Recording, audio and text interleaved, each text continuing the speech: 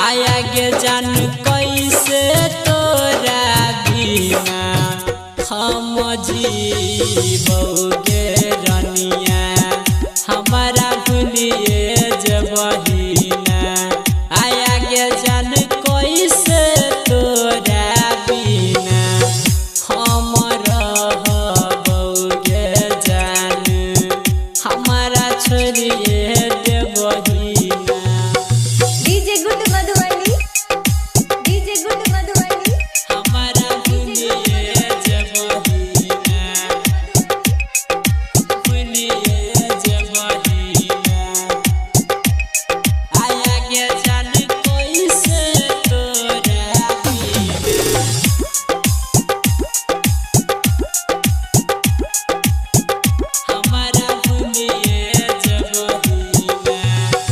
आगे जानू पियरी सारी पहिर के जबहिना आय अपना सैया के तू गैसे सजबहिना।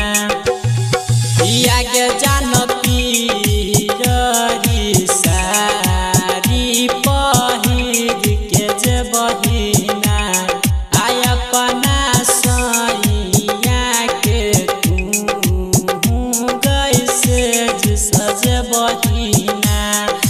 केकरा से करबै हम मुलाकात कैसे के होतै सुन लगे बात आगे जान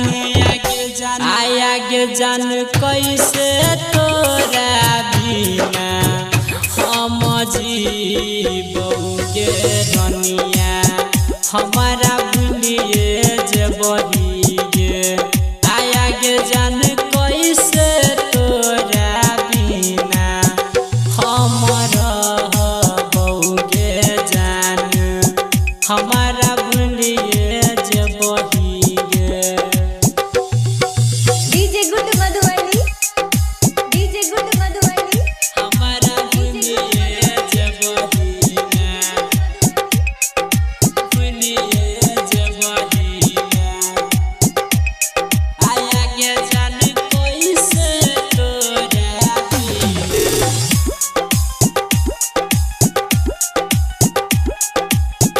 हमारा भूलिए जबहिना।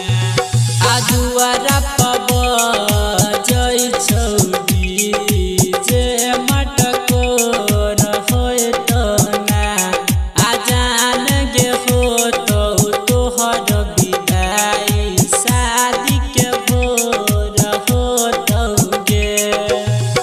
आजुआरा पब जय छौरी जे तोहर मटको रहोय तो गे आजान गे होय तो तोहर विदाई शादी के भोर होय तो ना। गिर छोड़ मंजी के आँख से गेलो चल जबे जान तू हमार आगे छोड़। आया गे जान कैसे तोरा बिना हम जी